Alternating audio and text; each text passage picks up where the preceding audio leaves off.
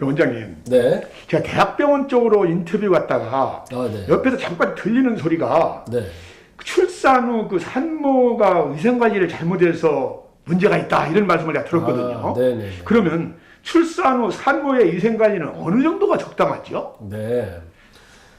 코로나가 이제 장기화되면서 사실 위생에 대한 그런 개념들이 많이 생겼죠. 더욱더 철저하게. 네. 그래서 보통 이제는 감염병의 뭐 위생은 굉장히 중요합니다. 그래서 후진국에서는 정말 위생이 너무 좀 열악해서 이런 감염병이나 다른 뭐 이런 질환들도 많이 생기게 되는데, 사실 우리나라를 비롯한 그런 선진국에서는 오히려 이게 이제 특수한 상황 말고는 위생이 너무 철저해서 오히려 그것이 우리 병에 더 악화의 요인이 되고 또 병을 유발하는 원인이 될 수가 있다라는 거예요. 그러면 출산 후 위생이라고 하는 것이 되게 뭐 이제 예를 들어서 뭐 감염병 예방을 위해서 뭐 코로나나 물론 뭐 이런 것을 위해서는 잘 해야겠지만 뭐 이런 분들이 있어요. 막 너무 자주 씻는 거죠. 그래서 뭐 샤워하고 또 머리 감고 자주 씻고 또 막 어떤 분들은 막 알코올솜으로 막 주변을 다 닦고 이런 분들까지 있는데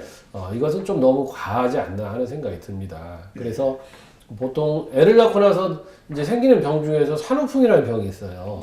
그 산후의 풍이라고 하는 건 여러분들이 내가 하루 종일 예를 들어서 찬바람을 한번 쏘여봤다. 선풍기를 하루 종일 틀고 있었다 생각을 해보세요.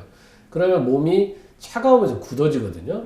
그러니까 산모들이 너무 자주 씻으면 이 몸에서 열이 빠져나가요. 그러니까 이 물기가 마르면서 몸에 있는 체열을 뺏어가기 때문에, 그리고 자주 씻게 되면 몸이 굉장히 또 건조해지죠. 그리고 또 물 자체에 오래 또 접하면 또 습하게 되고, 그래서 이러한 병들에 의해서 이러한 어떤 유발 요인들이 되게 찬 기운과 합해지면 그런 산후풍이 오거든요.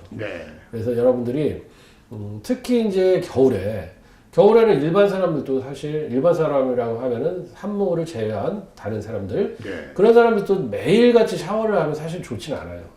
물론 땀을 너무 많이 흘리는 사람들은 이제 매일 샤워를 해야겠지만 그렇지 않은 사람들은 사실 매일 샤워를 할 필요가 없어요. 그래서 겨울 같은 데는 특히 좀 덜 씻어야 됩니다.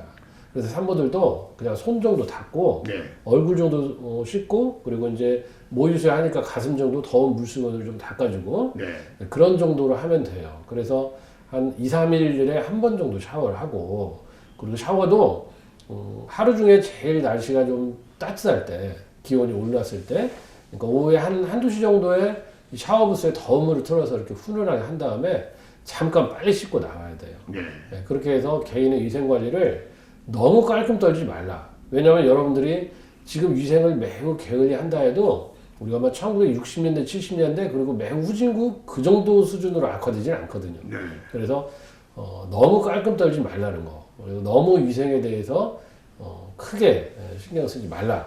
내가 일생일 때 가장 위생을 오히려 게을리 해보겠다. 이게 사실 하루조리의 가장 큰 좋은 비결이라고 생각이 됩니다. 아, 그렇군요, 원장님. 그런데요. 저는 매일 머리 감고 세수를 하는데 이거 너무 깔끔 떠는 거 아닌가요? 지금 산모는 아니지 않습니까? 그렇죠. 그래서 산모가 아니면 매일같이 머리 감고 세수해야 합니다. 감사합니다, 원장님. 네.